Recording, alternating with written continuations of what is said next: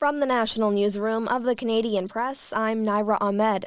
NDP leader Jagmeet Singh has eliminated the possibility of a snap election next week. Singh says he will join the Bloc Québécois in blocking a non-confidence motion from the Conservatives after Pierre Poilievre announced he will put forward the motion in an attempt to topple the government. If it were to pass, it would likely mean Canadians would be heading to the polls. Meanwhile, New Brunswick Premier Blaine Higgs has called an election for October 21st.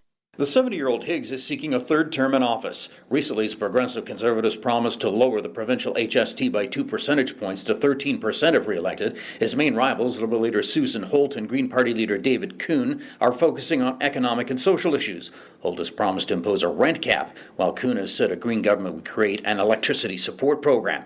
At dissolution, the Conservatives held 25 seats in the 49-seat legislature. The Liberals held 16, the Greens had 3, and there was 1 independent and 4 vacancies. Keith Doucette, the Canadian Press. Treasury Board President Anita Anand has been sworn in as Federal Transport Minister. The ceremony at Rideau Hall comes after Pablo Rodriguez resigned from Cabinet and left the Liberal caucus this morning in a move to pursue Quebec Liberal Party leadership. For now, Rodriguez will sit as an independent member of Parliament until January. The federal government is publishing a list of priorities for the first time. Among the list are issues of climate, food security, the Arctic, water and biodiversity, as well as climate change and global sustainability. The priorities are revised every 2 years based on recommendations from the National Security Advisor and the intelligence community. French President Emmanuel Macron is set to visit Canada next week after his July trip was cancelled amid political turmoil in France. Prime Minister Justin Trudeau says he will welcome Macron in Ottawa on Wednesday, expected to discuss collaboration on geopolitical issues. The two will also be in Montreal as both countries reaffirm their commitment to work with counterparts on responsible use of artificial intelligence.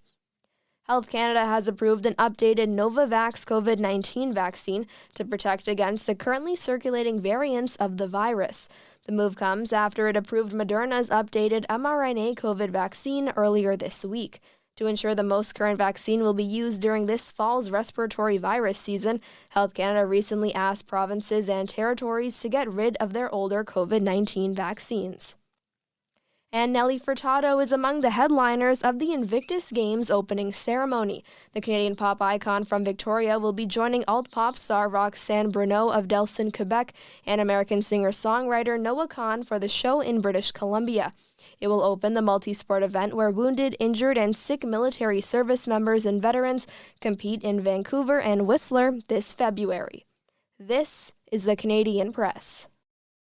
In sports, Toronto Blue Jays shortstop Bo Bichette has returned to the 10-day injured list due to a right middle finger fracture. The move essentially ends an injury-plagued season for Bichette.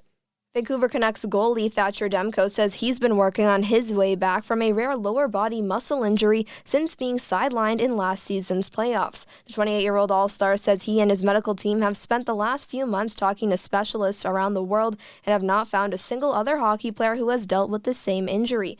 Demko missed several weeks of the last season with a knee ailment and played just 1 game in Vancouver's playoff run last spring before going down with the current injury. And Week 3 of the NFL season kicks off tonight as the New York Jets welcome the New England Patriots. Both teams enter the contest with 1-1 records. The Jets even their score with the 24-17 win over Tennessee, while the Patriots are coming off a 23-20 overtime loss to Seattle. From the Canadian Press, I'm Naira Ahmed. Thanks for listening. Don't forget to follow and subscribe. For more of today's top stories, visit thecanadianpressnews.ca.